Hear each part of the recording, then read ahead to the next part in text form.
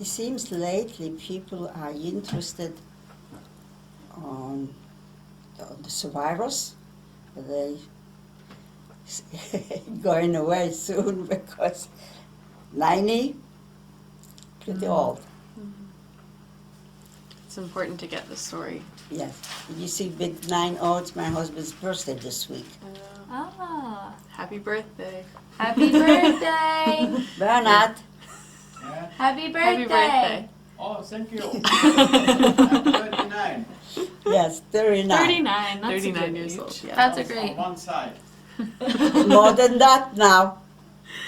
That's funny.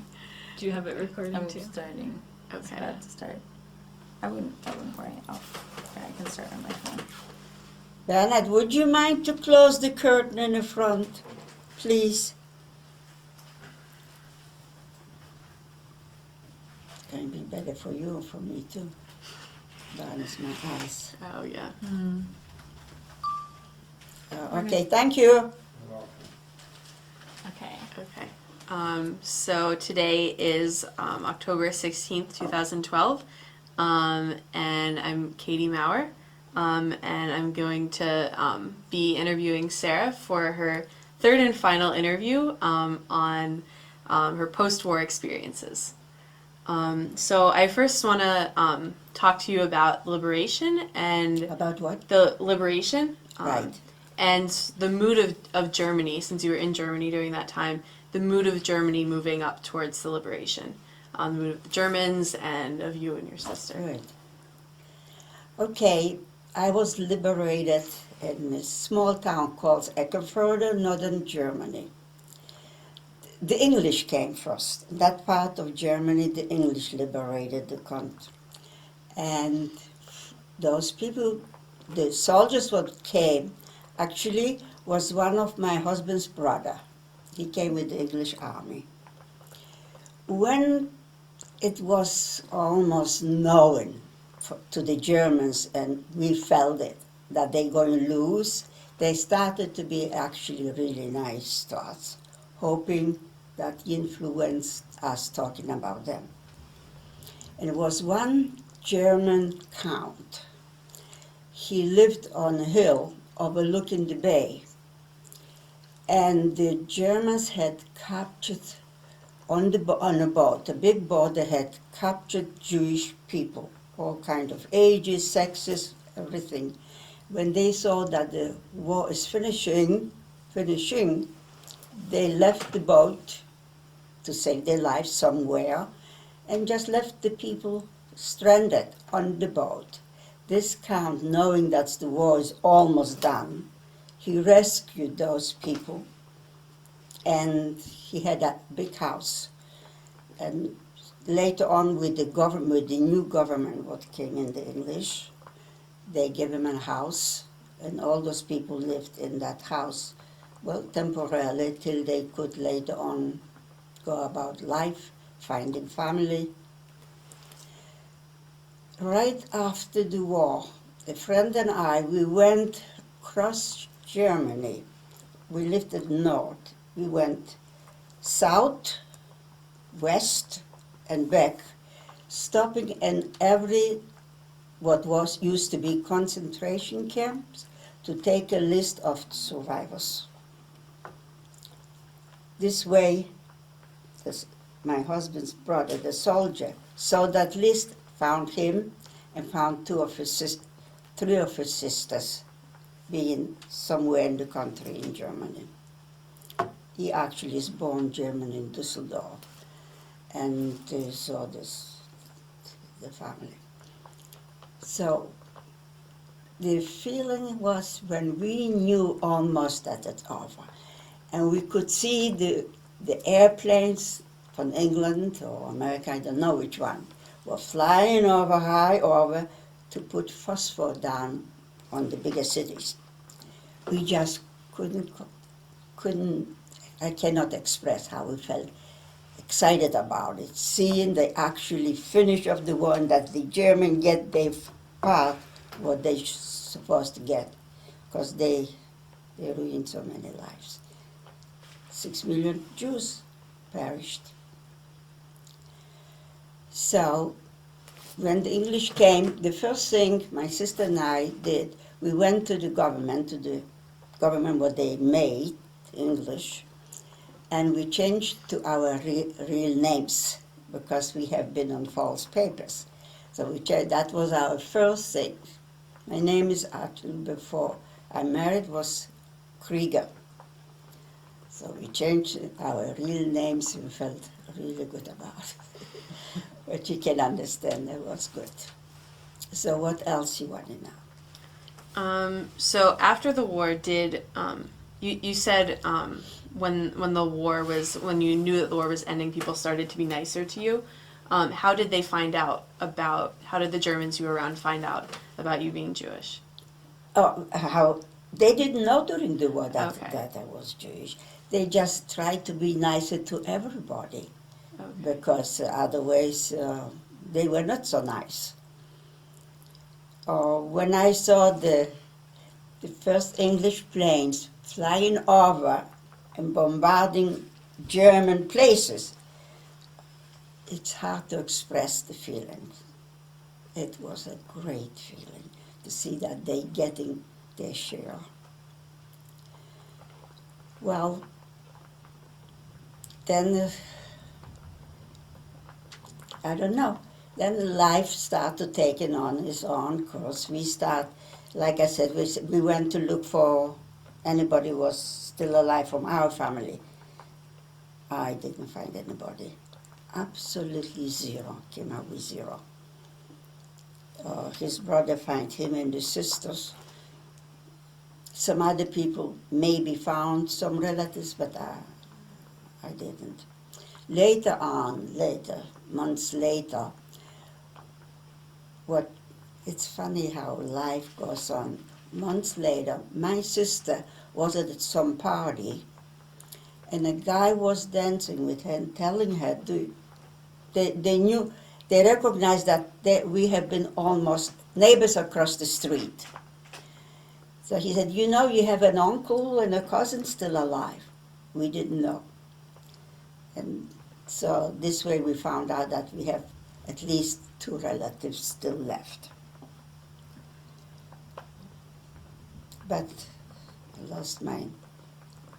Rest, all of the family lost. Everybody.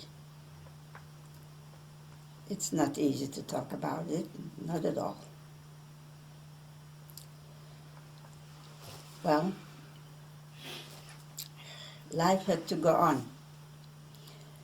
So, like I say, we met there in Eckenförde, and Israel was not then a country, but Jewish young people, I think they called them Palmach, soldiers,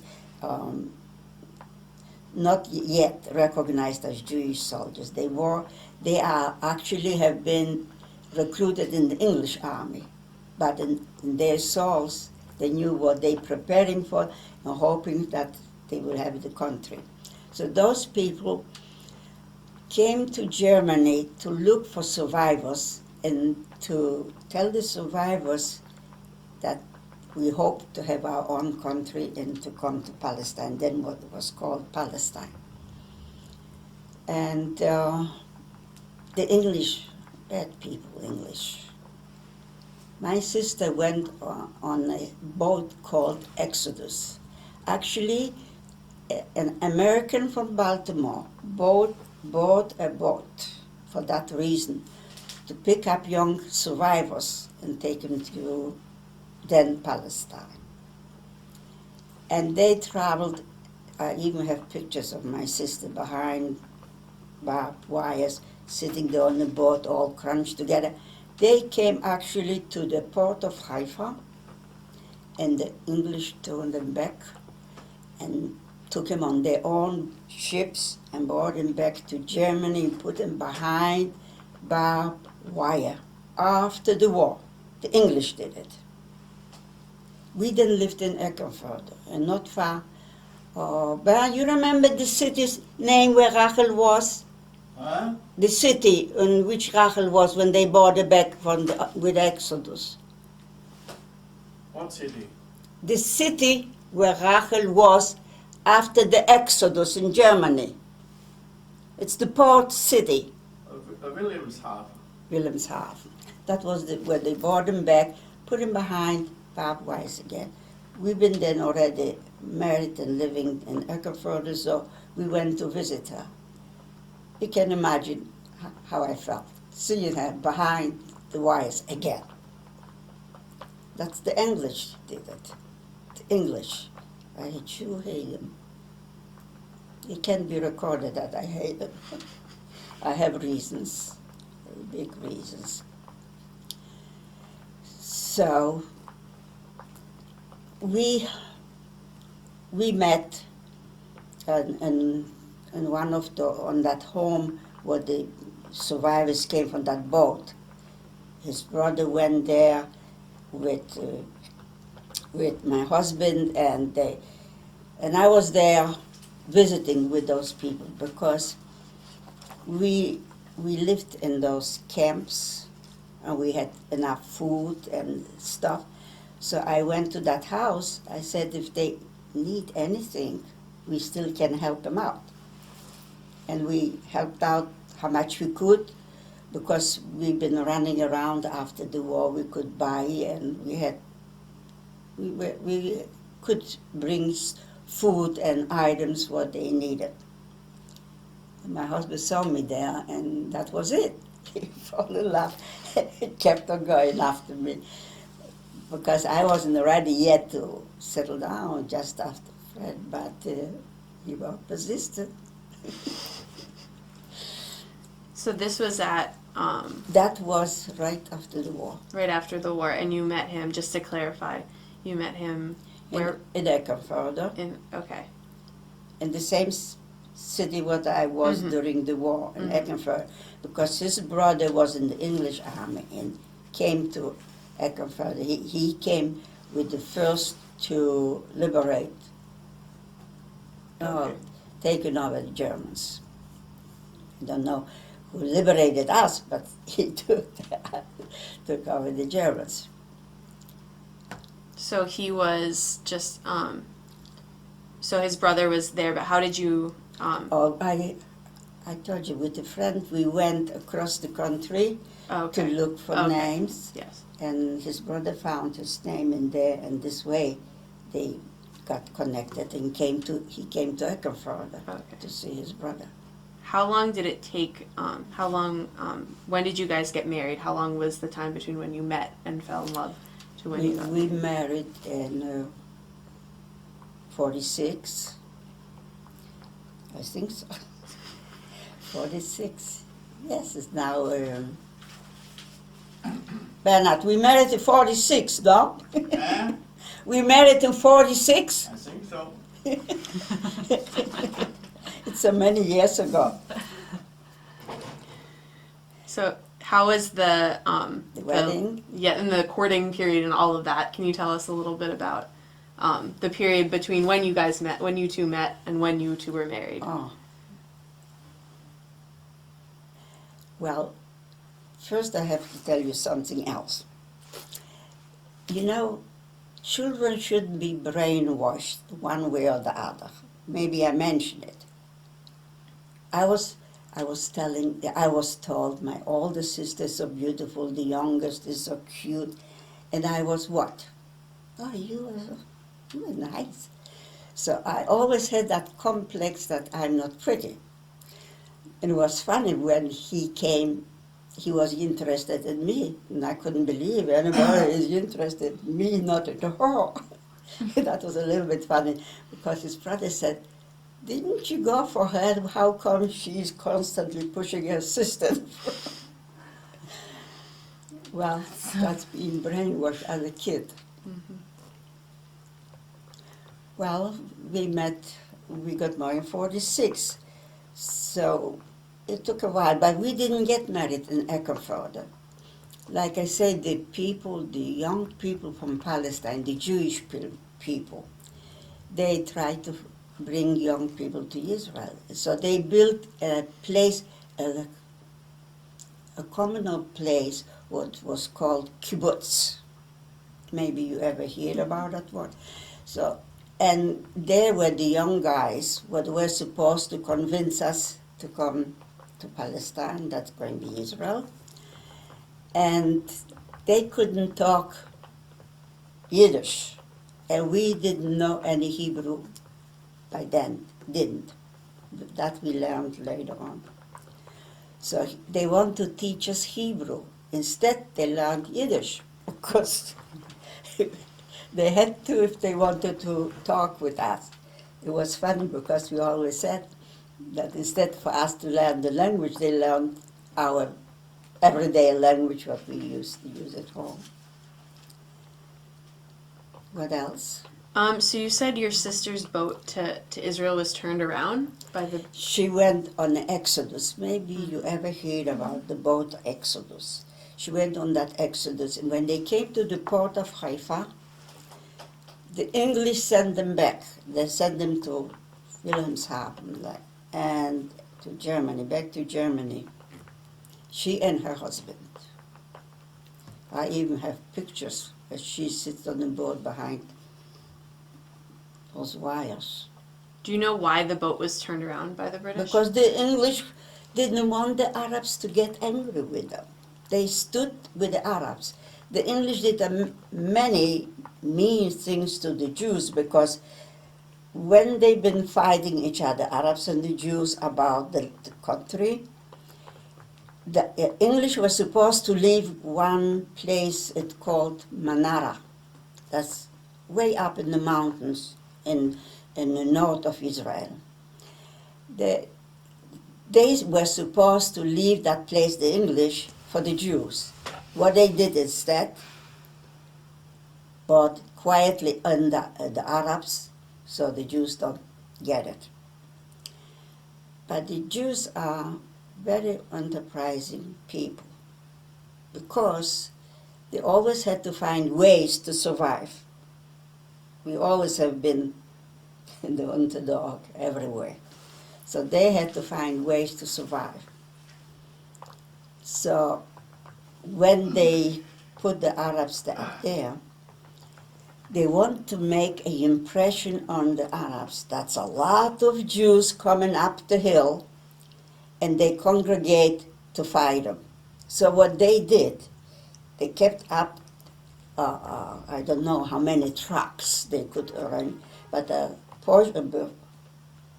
don't know, I couldn't say how many, but a lot of trucks were driving up the hill, like loaded with people, but they were empty. They didn't have the people to bring up. And later on, during the night, without lights on, they slid back the mountains, that the Arabs should know that they're going back. And then they turned on the lights and went again up the mountains to constantly make an impression that trucks and trucks of Jews are going up the mountain, and they're going to have a lot of people there. This they did through the night so many times that when the day came, the daybreak came, and they stood there with whatever they could have on arms. The Israelis didn't have much, because the English have been so bad. They went from houses where they suspect that the Jews have some ammunition. They came to look through the whole house and confiscated it.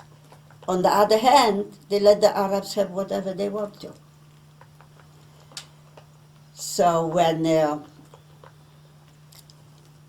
they came up again in the morning, the Arabs were disappeared, because they thought so many Jews came during the night. And they're not big heroes, the Arabs, so they just dispersed. And that was in Manara, that was in northern Galilee, Manara. So after, I'm gonna go back to right after the war. I'm complicating it, huh? It's fine. Right? So right after the war, did people that you had seen regularly while you were working in Germany, did they find out after the war that you were Jewish? especially one family, I think I mentioned it, that they want to give us some clothes to come up to their house for clothes. I think I mentioned it before war. So they realized that we are Jewish, but we didn't want to have anything with them to do at all. Not to help him and not to finger pointing, because we just were happy to be, free of everything. And some people wanted to put fingers on this guy and the other guy, so they would send them off to concentration camp. The only one what we were happy that went to concentration camp was this guy. What I told before, well, he tried to pointing out that we are Jews, but otherwise, no. Okay. Bring me back on where you want me. So after you were married, you went back to you came back to. Oh, we actually got married by an American Army rabbi, Abramovich. And we got married actually Fulda, Gersfeld, Fulda. That is more in the southwest, I think, Germany. Can you tell us And about it was funny because they made a kind of a kibbutz, like I said, in that place. So they say, who wants to get married? Put it on the wall. Put your name on it that you want to get. Then we had 6 couples who decided to get married. We signed up, and it was a fun time because we all sat there. I liked shoes or high heels. And the ground was very soft in the garden where we had to have. And the American rabbi, was Orthodox. And he told the brides to go 7 times around the groom. 7 times circle. I thought my shoes going in. And my sister stood there, she bit on her tongue not to laugh loud because she thought it's very funny. When each time I looked at her, I had to do the same, not to laugh out loud because we thought it's ridiculous. And it's the other funny part about our wedding was, in the Jewish. Oh, it's Anna probably. Tell her I call her back. You can talk to her for a minute. Oh, it's her birthday. Don't forget to say happy birthday. Hello. Okay, how you doing? Our daughter, she calls Anyhow, happy birthday. every day. She comes for work. She makes sure she You know calls you're us out. 3 years older than I am. Yeah, because his birthday is there. Okay, you must hear with the 19. girls interview. I call her back. Okay. Okay, Anna. Okay, see you. Okay, bye-bye. Bye-bye. That's our youngest, born in the United States. I told you, intercontinental. Where was I? You're talking about your wedding and the heels. Oh, yeah. So we had to go 7 times around. And then usually the Jewish religion had that you break a glass because that is supposed to remind us about we lost Jerusalem through the wars or whatever. Something I don't really exactly know, but I think so has to do with it. So what happened after that, I said to him quietly, what did you think? Because you usually make a wish when you break the glass. Over there we didn't have glasses like we have now. It was a jar or some preserves. He said, I was thinking just to break the glass. On that it was a soft ground, the glass will have. He did it. That was funny. The whole wedding was kind of like funny stuff. I had a bunch of wildflowers picked from outside. I can show you a picture of my wedding. I'd love that later. Yeah. You want it? After. Yeah. Definitely though. So was there, after you two were married, was there anywhere specific that you wanted to live, or did it just make sense to go back to the town you were in? After we got married, the problem is my husband is very persistent when he wants something. His brother was in Eckenförde, he wants to stay in Eckenförde. I was very much to go to Israel, very much. He wanted to stay there. So we've been there quite a while. Since his brother was an Englishman, he found for us a nice house. Well, threw out some Nazis from the house, and we had the house for ourselves.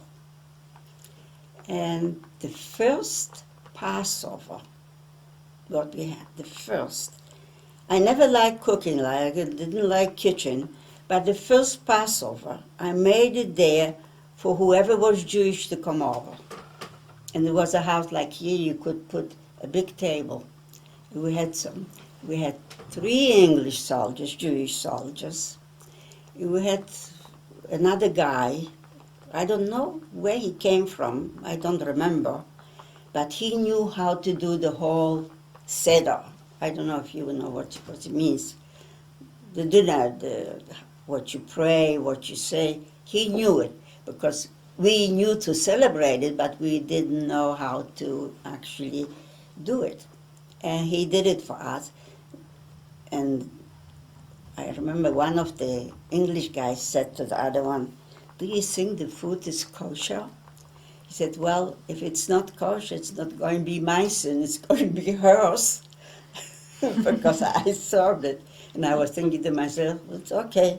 I'm sure they're glad that they had where to come for that dinner. That's for sure. And then we stayed there for quite a few years, and our oldest son was born there. And I was thinking to myself, I didn't know anybody there what had a child. I didn't have any Jewish friends except this one guy, what befriended us, and was thinking, I am dependent on the same German doctors what a few months ago was killing us. And I am dependent on him to tell me what and how to behave and what to do, because I didn't know. And so I don't know how we had that midwife. We had a midwife, a German midwife. I was kind of like a stubborn person. Whenever I had the pains came, I was going to the bathroom and didn't want to scream. And she kept on saying, "Scream, let it go, don't hold it."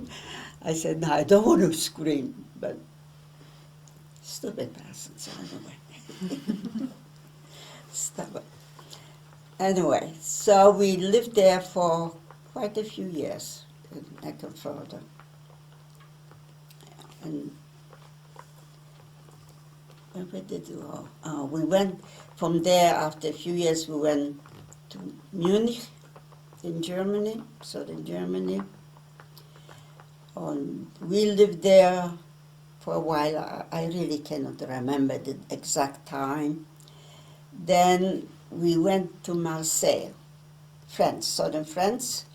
From there, I was supposed to fly to Israel because we had that baby boy, our oldest one.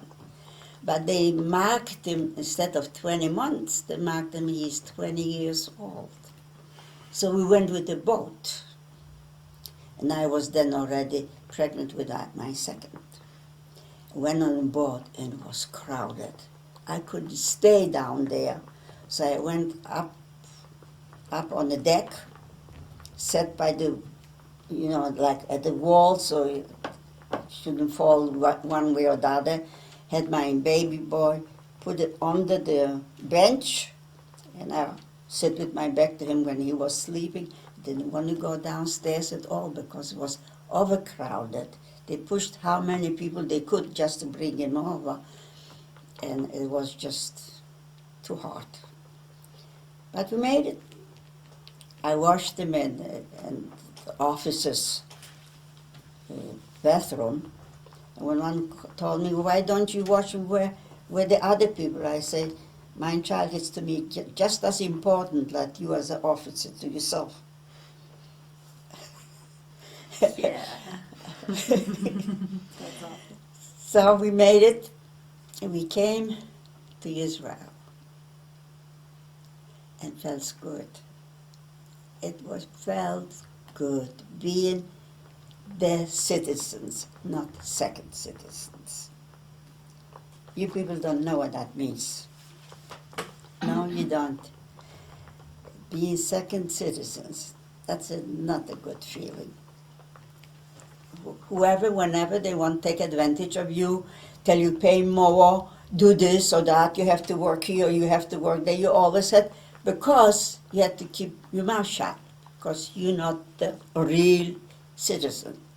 So it wasn't a good life being someplace there, and it was excellent being Israel. Even we had to learn to be farmers, because with no profession and a child on the way and a baby in the arms, my uncle, I met that uncle was somebody found up. He said, the best place for you to go in the village. I didn't care where I go. I was happy to be there. And actually our village was called Bet Hillel and was at the border with the Syrians. But then it was very peaceful. Actually, with the children, I used to go pick flowers from underneath the barbed wire because they had beautiful flowers growing there. Now it was like flowers. So we went there without thinking that could be dangerous or something because it was quiet. So life in Israel, for me personally, was physically hard, but emotionally, it couldn't be better. I loved it there. I didn't care what, and I worked hard because we both worked hard. My husband worked a day work, and then the farm was mostly what I had to take care of, and had two little ones. And the place was, the whole house was about like that first floor. That was the whole house. I remember we had once visitors. I'm jumping from place to place. Does it matter, or you want That's to fine. ask? You're fine. My oldest son was a pen pal with a boy from here, from the States. You know how it's in the States, every child has his own room. One time, a family of 4 came to the village to visit us from America. Wow, the whole village knew about it. They were looking for us. And they pointed out which house is ours, and they came. And I remembered it like today, because it made such a strong impression on me. The boy, what was writing the letters with my son, where's his room? I say, here. Where's, he looked around, just the 2 rooms. Where's his desk? I said, here. Where's his bed? It was behind a curtain, put up behind the curtain. I said, there. Those kids couldn't get over it. They just couldn't understand. Later, when I came here, I understood why they couldn't get it. Because if a family of 4 could afford then to travel to Israel, they must have been pretty well off. And they come to a place like that.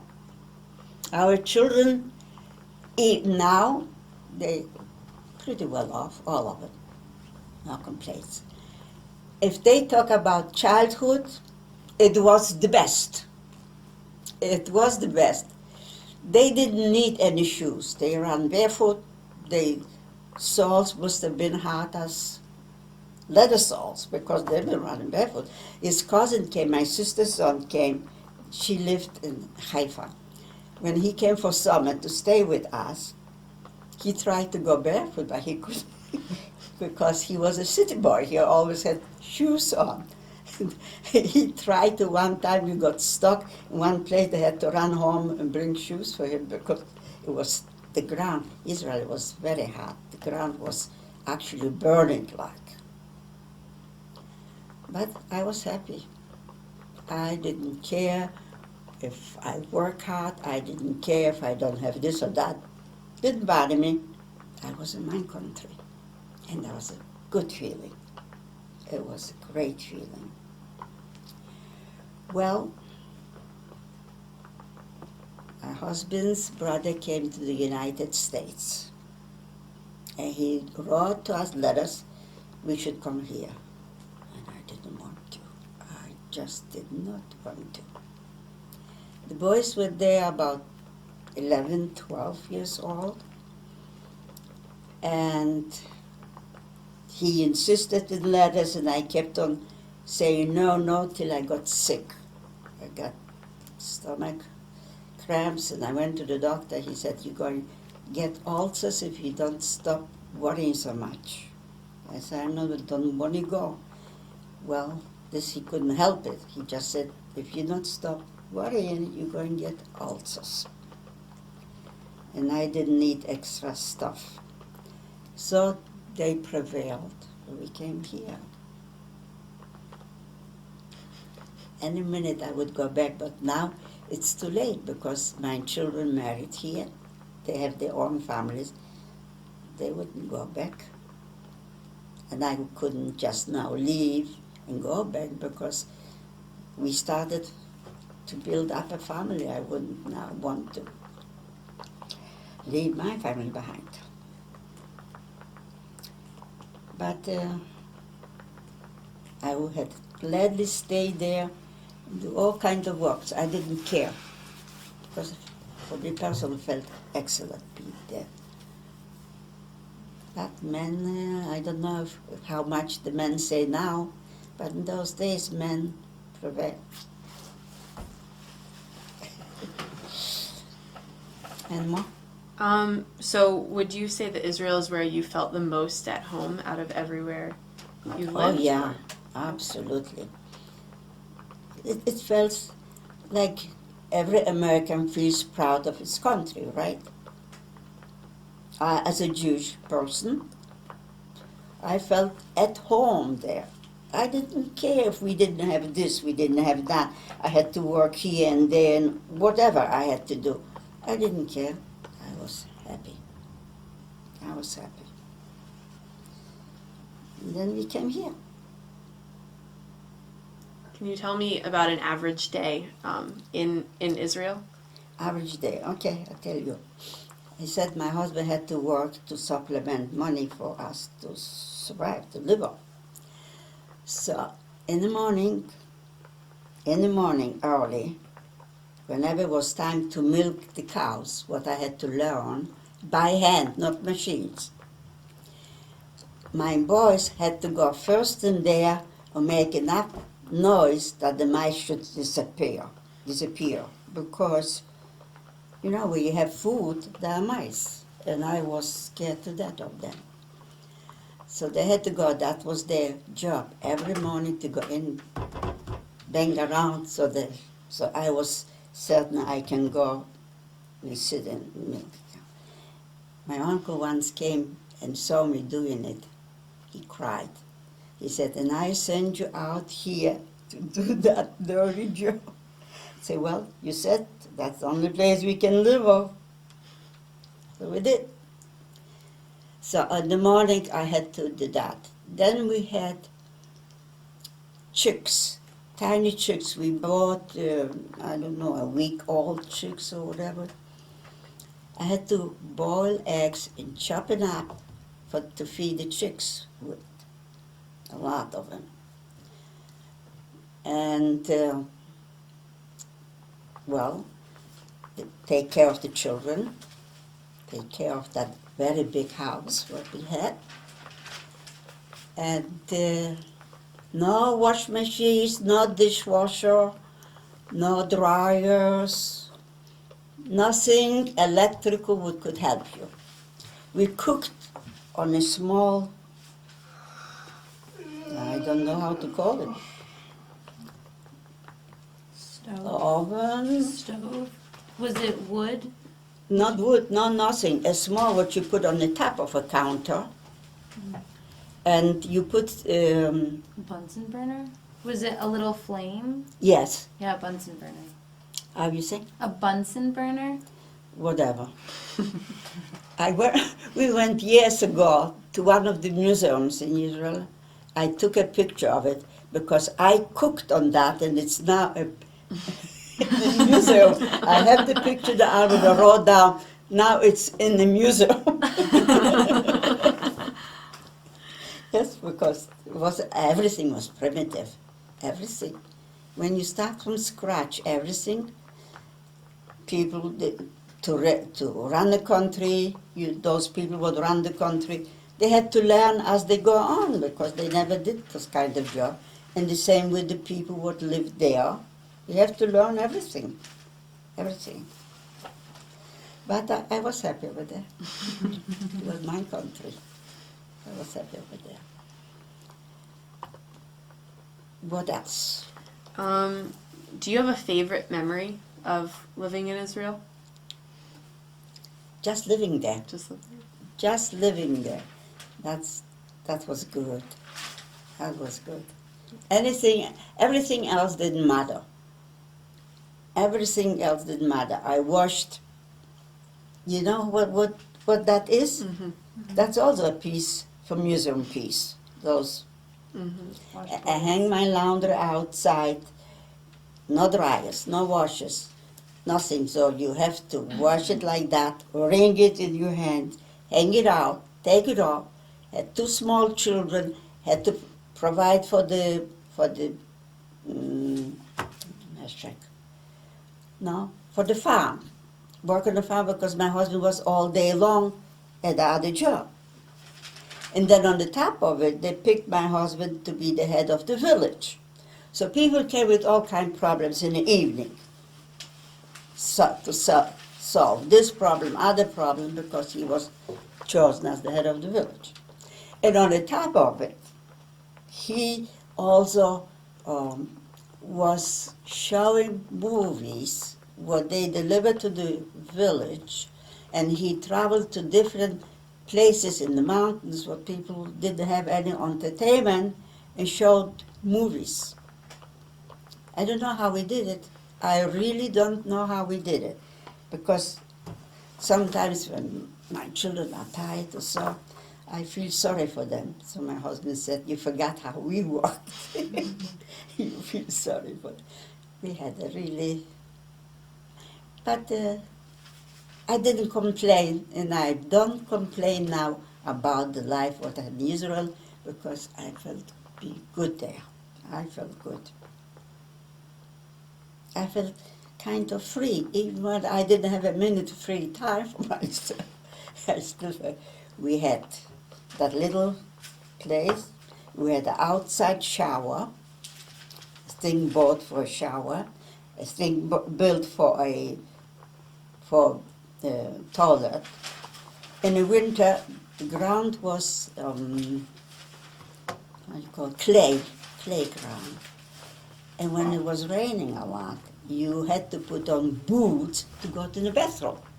You have to put on all your clothes to go take a shower, then put them on again, come in the house, and take them off again. It was not easy. I didn't complain. I did not complain. I felt good. That's it.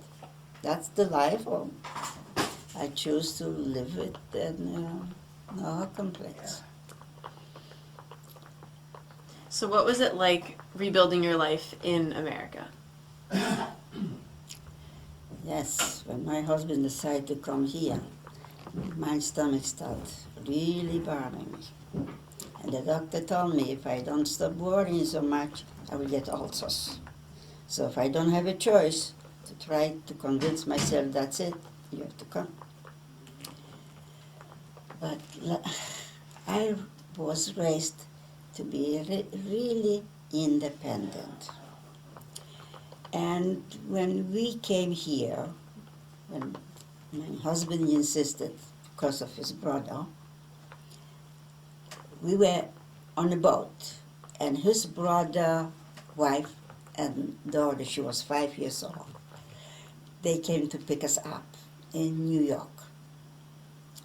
The sight from boat toward New York, seeing the Statue of Liberty, was awesome. It was awesome. I was afraid the boat would tip over because everybody ran on that side to look, because it was a sight we never saw before. And then we traveled through the city. They picked us up. All the tall buildings. We never saw a building taller than three floors. All of a sudden, and that little girl, I was talking to her not long ago. I said, I will talk about you. She had those two young guys, and she sit there and cannot understand a word was they are saying, because we talked Hebrew with each other. And she was English, American. And she tried change your seats. She told her father, stop here, I want to go in the front. So the boys went in the back. When the boys went in the back, she wanted to go in the back. It was awful. Now she's laughing at me because she remembers, she said, I was a pain in the neck, weren't you? Yes, you were. Because it was understandable that she was 5 years old and she couldn't understand a word that we're talking, because between ourselves we talk Hebrew. With our brother-in-law we talk German. So she did not know any of those languages. I have 5 languages where I can converse. And it's English, Hebrew, German, Polish, and Jewish. One guy once asked me, in which language do you dream? I said, I don't dream in languages, but when we talk at the table, our children grew up with us having so many different languages, so they understood us, because we never knew which word, in which language we said. We just kept on talking.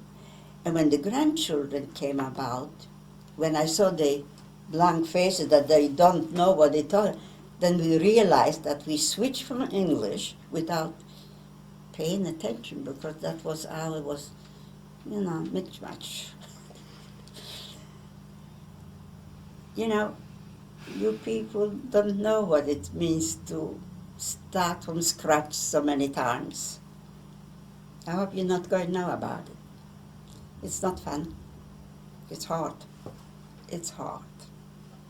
We started after the war in Germany, then we started in Israel, then we started in America. We came to that country with $4 in our pocket. And then you have a stubborn person like me, don't want any help from anybody. Nope. We stayed 6 weeks with my brother-in-law and family, and I nagged long enough that we found jobs. Levendale, you know that old home, the Jewish old home by Sinai Hospital? Oh, but yes, by Sinai, I do. Yes, there we worked. My husband got a job in the kitchen, and I was helping at the tables. And that was a big mistake for me, because that were elderly people sitting there. And I was helping, serving them, and if they needed something, they realized I know Yiddish. And each one told me a sad story. Each one, the sad stories from their lives. And when I came home, I took all that with me. Instead to forget about it, I kept on telling at home about that story and this story. And that wasn't easy, because you have your own experiences, and then all of a sudden you live through the experiences of other people. It wasn't easy, but we made it. We made it. And the thing is, when we had to leave Israel, my friends knew how much I hate that idea. They say, listen, at least one thing you can be sure, that you children can go for higher education, what maybe Israel they wouldn't be able to. And that was my whole idea. They all have masters in their professions. They have a beautiful life. I'm proud of it. Proud of it. And my grandchildren, each one graduated, except one is still in architecture school. But all the others all graduates, all got masters in different professions. I got their business cards. Proud grandmother. Well, I think I am right to be proud of it. Because the way we started, on and on, each time and on, we did pretty well. We did pretty well, I think so. Coming back to the next question. So you started out in New York City? No. Oh, no? Right here, they lived here. Oh, you came here. Okay. Straight here. Okay. They so, picked us up at the boat in Okay. New York. And then brought straight us- here. Yes, Okay, so you've lived in Baltimore? all the time. Okay. Did you, so can you tell us, travel was very important to you throughout your life. Yes. Can you tell us a little bit? Oh, yeah, we traveled a lot. Well, we've been to Europe many times. To London and Paris and Rome. And we went, I don't know if you, probably too young. Did you ever hear about the Sound of Music, that movie? We went to Salzburg to see where it was made. And that was in the mountains, where she runs around and sings the songs. We went to Salzburg to see there. Over there, it was really cold in the winter. They gave us so heavy, from feathers, pillows, and blankets. That was really heavy. But you needed it over there because it was really cold. We went, whatever country, most of it in Europe we saw, except Russia. We did not go to Russia, and I never really felt like I would like to go there. But we went many times to London. My brother-in-law lived in London. So we went many times to London. We went a few times to Paris. I remember being in Paris, we went to Versailles. Maybe you hear about Versailles. And there is not, Versailles was not furnished because it was all taken up. So one time we came to Germany, the place called Kissimmee, I think. And they had a replica, a full replica of Versailles, but furnished. Even the gardens, the approach to Versailles, the gardens are in a Pacific way put out. I remember the trees. We went once from Italy, Rome, and then to the south of France, approaching Paris. What impressed me once was the trees approaching Paris have been cut in squares. There was a whole line of trees, squares, not round, just squares. It looked pretty. You see, it made such an impression that I still remember.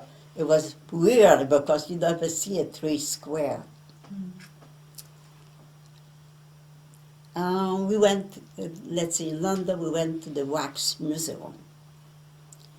And I took a picture, maybe you heard about the first head of Israel, Ben-Gurion.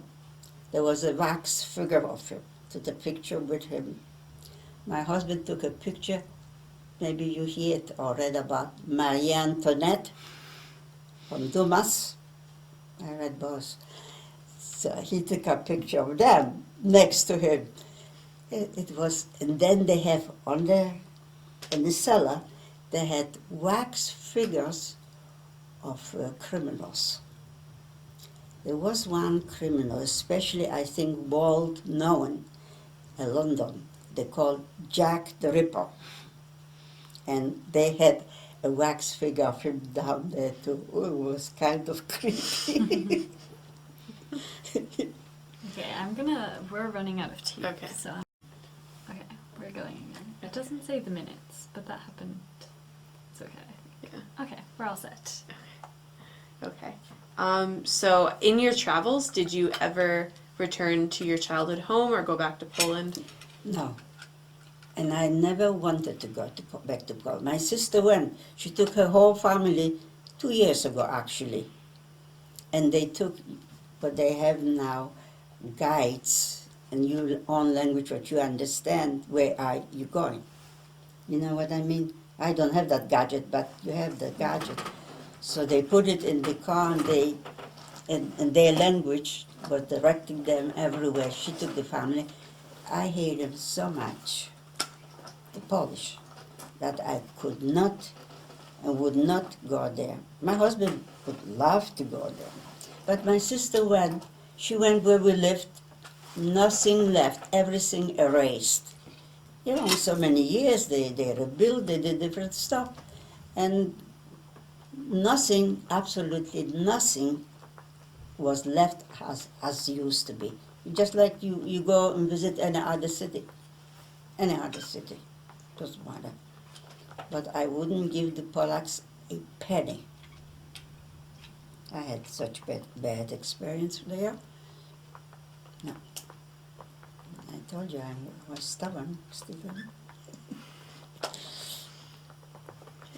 Can you talk about any long-term impacts that your experience during the Holocaust had on you? And this can be, impacts like how you, what you value and how you view family and how you trust and things like that. Listen, I lost most of my family. It's hardly a day what I don't think about something comes to my mind about how it was.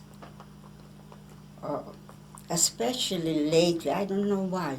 Lately, I constantly think about my mother, how she felt when she had to let us go and look out for ourselves. Constantly comes to my mind. And the experiences from ghetto are very bad, very bad. And the Polish people have left a very bad impression. The English saw also. Sometimes the English felt just like the Germans, bad. Just like the Germans, bad. What can I say? Here, the second after Israel, the best place is the United States. United States. You people enjoy and appreciate your freedom being here, because not everybody has it. Even today, you got countries where people don't have their freedoms. So don't take nothing for granted. Appreciate it. And we appreciate the freedom we have here too. We feel comfortable. We don't have to look whoever goes behind our back and so on. We feel good. Like I said, for myself, after Israel, America the best place. No? So how did your experiences also affect your religious beliefs? A lot. Because I was raised Orthodox. I was raised, my grandfather was a rabbi. I don't know if I mentioned it. And he was a very respected man. I don't know how they respect now the rabbis, because I don't. I don't respect them now. But then he was not just a rabbi. He was listening to people, to their problems, giving them advice, and being involved with everybody, whoever needed him, he was there to help out. And now, after what happened during the war, I am not religious, and I don't believe to go pray it will help any. One time I want to take the two guys to a synagogue, just for them at least once to go to a synagogue. We went, he just passed away not long ago, Dr. Kaplan. He was a rabbi. You probably don't know about him. What stays in my mind then, somebody from the public, when it was question and answers, asked him, Dr. Kaplan, he had a doctorate in, also probably in religious or whatever. Dr. Kaplan, is God merciful? He didn't think twice, he said no. And I agreed with him because he lost his whole family, just I did, just the same way. He didn't hesitate a second from the pulpit, from the place where he preaches. He said no. And I think so. We pray to him, yet, it's not pray, but when something you want really badly, oh, God, you help it. It comes naturally, it comes like a reflex, I don't know. But we don't go to the synagogue. We say, the way we live, we don't have sins to ask for forgiveness. We live a straight life, we help out whenever we can. This is what I learned from my home. Every Friday, stranded guy, father brought home for dinner. Every Friday, because you got salesmen, traveling salesmen or whatever. That was a natural. The children wasn't wondering about it because it was a natural. And here, anybody, when we lived in the village, it was small, but through the whole summer we had guests because the village, from Haifa, the other cousins, and this all the time. How we managed, we slept on the floor, we gave them the bed. It was natural. We did. Later in the years, we found out how we were called in the village. Open house. Open house. I didn't know that we were called open house because the house was open to everybody. Everybody was welcome. That's the way when you've been brought up.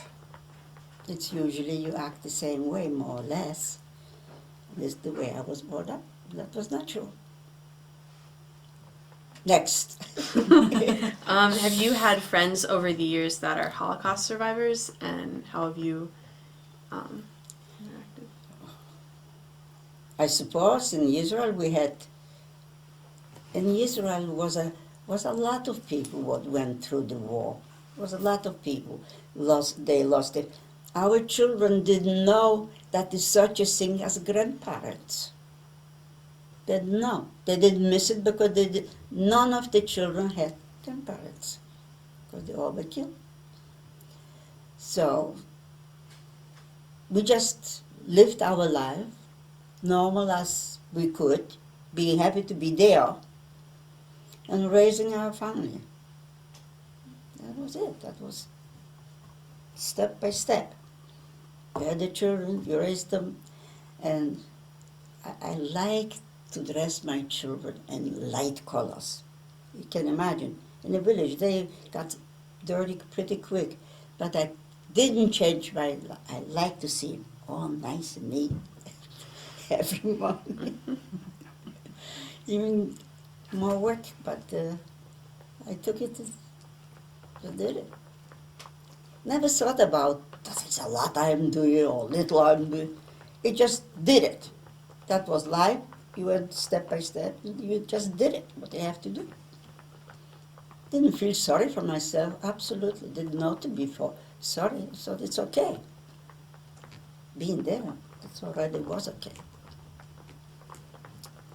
Well, next step. Are there any smells or sounds that remind you of your past experiences during the war? That just sort of out of nowhere. Useful. Tell you what, I try to think about it the least if I can.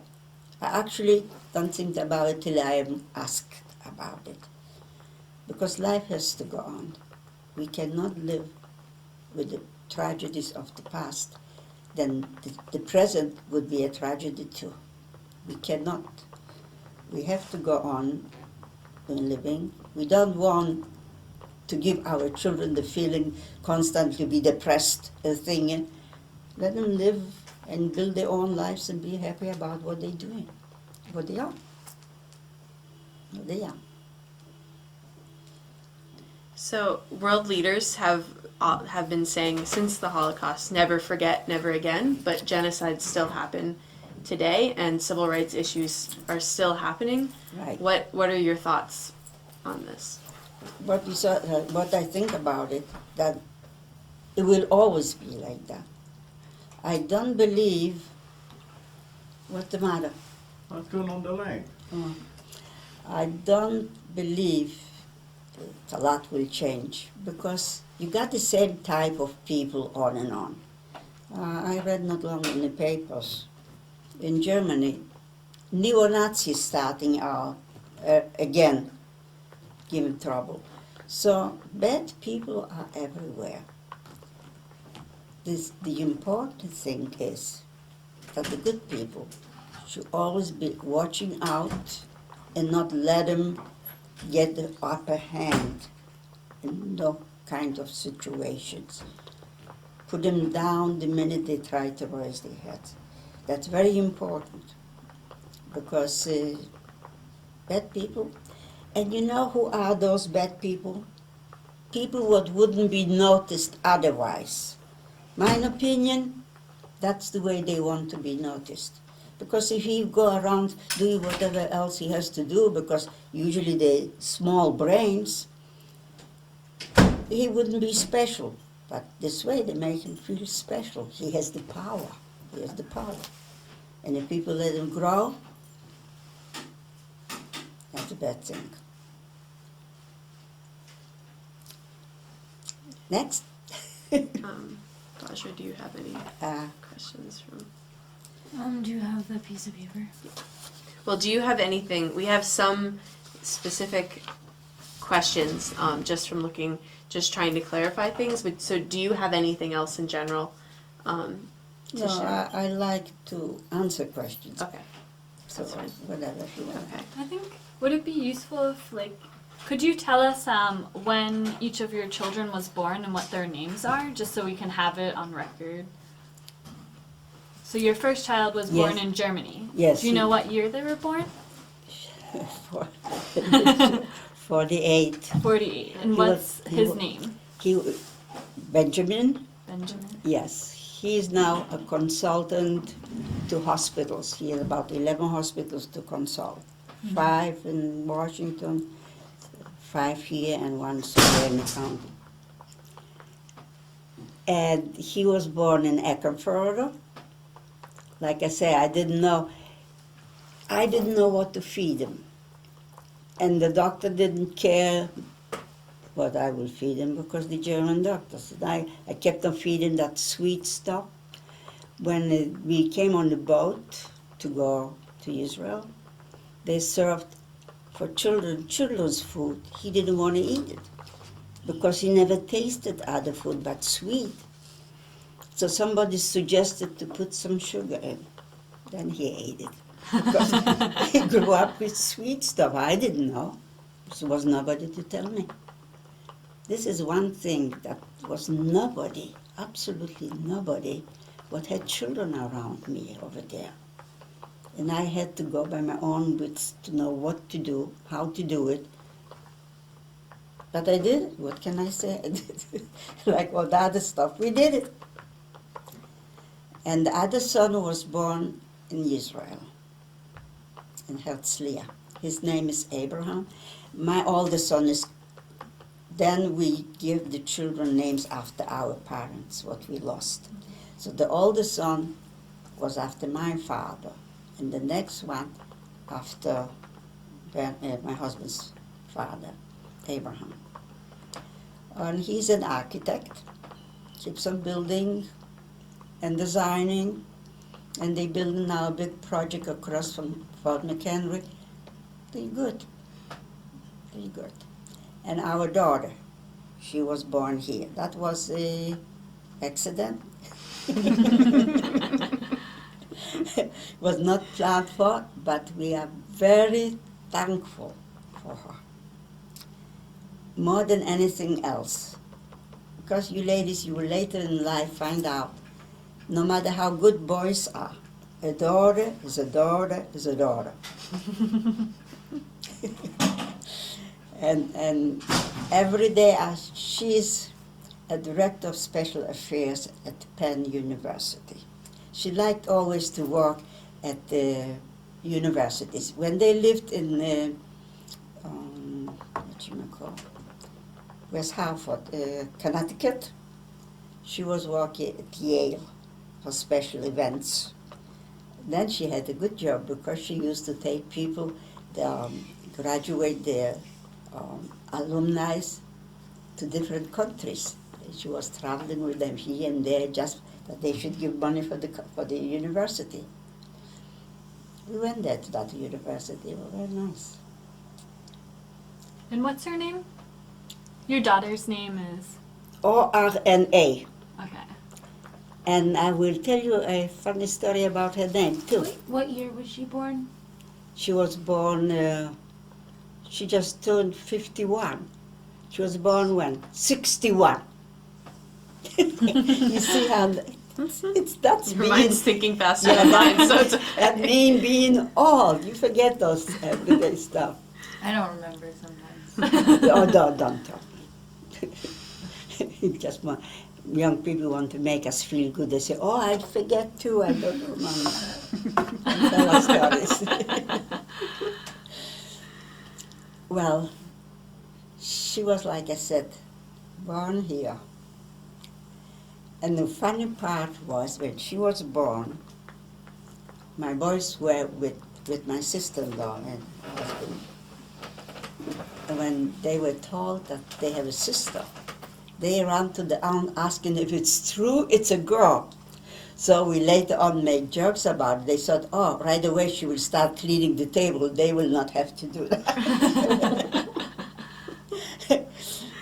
Well. And who was she named after, or how did she get her name? Oh yes, that's Yeah. a funny story. My brother-in-law, his daughter, is named after his mother, Hinda. He wanted me to give her the same name. I didn't want to. I say, I don't want to give the same name, I want a different name. And I got so frustrated because at the hospital they ask you immediately after the child is born the name. I didn't know in America it's like that. You have the name chosen in advance. If it's a boy, it's going to call this. The parents, right? They choose the names before the child is born, so they have it ready. I didn't know it comes like that. So I didn't have a ready name. So and I didn't want that Hinda name. So I got so frustrated. I took the phone book, put my finger on one name, and that was Irene. Irene. Well, we had a young rabbi there. He came to visit. He said, how did you come up with that name? I told him. He said, don't worry, I will bring you a book with Hebrew names. You pick your own name. I said, thank you. He came with that book, and the two boys, my husband and I, we sat down to choose a name. In Israel, the farmers had cows, and each cow had a name. So we went, oh no, that's the neighbor's cow's name. Oh no, that's the other. Till nobody's cow's name was Orna. Then we settled for Orna. Funny story, wasn't it? Okay. But her name nobody forgets, because you don't have too many here in the States. In Israel you have Orna. All right. So there's just a bunch of questions. So the first one is just so that we can put together a timeline of your life as well. So it's about your oldest sibling was a boy, right? Right. Yeah. So he was born in 1916. Right. And what was his story? What happened to him? Well, when he was 21, just before the war started, he was drafted in Poland. Whoever turned 21 was going to the army. And he was in the army when the war broke out. And later on we found out that he was killed. Zambrów, that's the town where he got killed. I still remember the name. Because I remember her mother was sitting and waiting, I told you girls, for him to come back. That was it. My older sister, I don't know what's happened to her, because she didn't want to leave the ghetto. So I don't know. Never saw her again when I left. You look pretty good. Oh. Well, he doesn't hear me now. He fell in love with me the minute he saw me. He still is in love with me. Nobody looks as good as I am, right? That's right. Of course. Well, doesn't happen often. You're lucky. Yes, I think so. You're both lucky. I just say knock on wood. Okay, so the next question is: at what point did your father die, and how long was this? How long after this did you leave your home? That was still 39. Okay. That was 39. I think I mentioned it, that he went to look for some food for us Okay. because he had some connections with bakeries. And then he got half frozen till we found him. And then he got pneumonia, and it didn't last long. Didn't have the best doctors there anyhow. But sometimes I think maybe it was better for him instead to go in whatever in those concentration camps, and we don't know how they handled with the people. I wasn't in concentration camp, but the horror stories I hear plenty of it.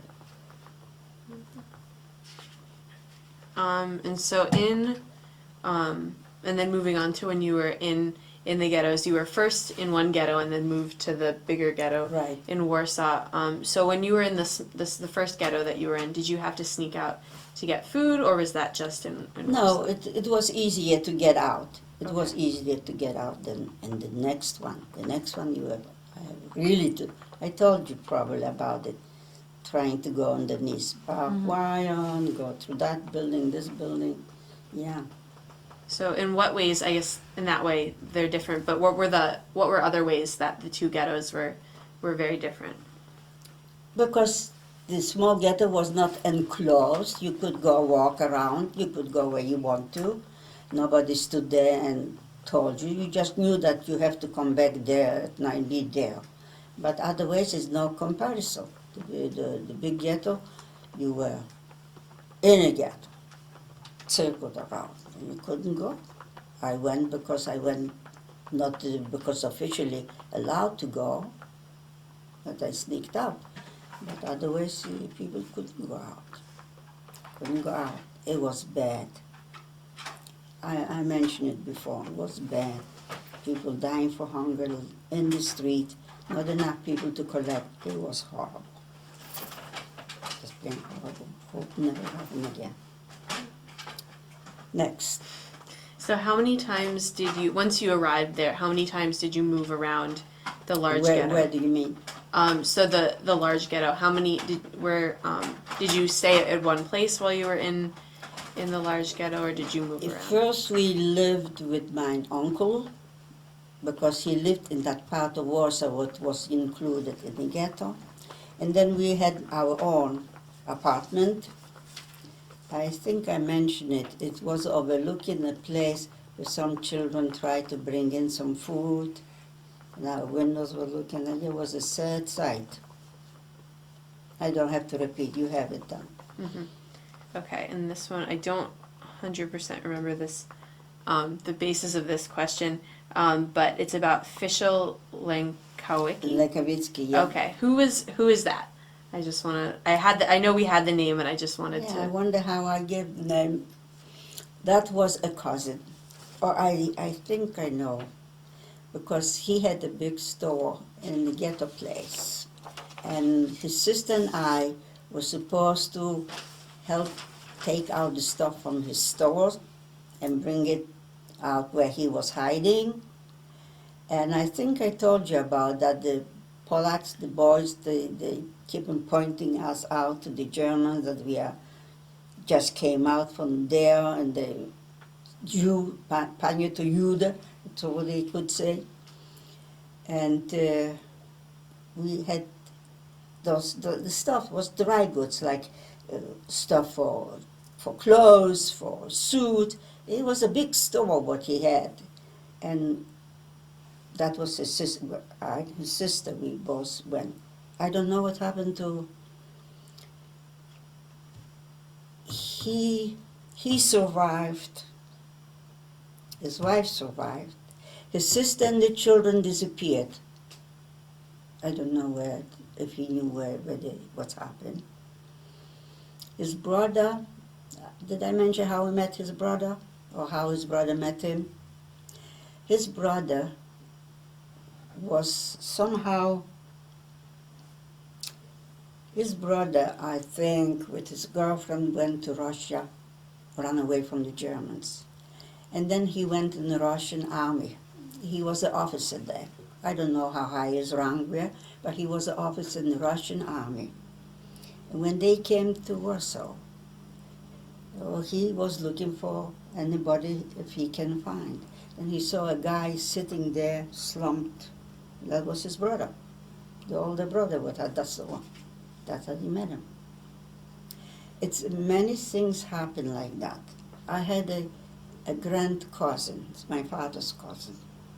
She was a midwife. During the war, soon after, she was working in a hospital in Germany. And as she was working there, just in the beginning of the war, she and her husband had one son. They were able to send him to England to study.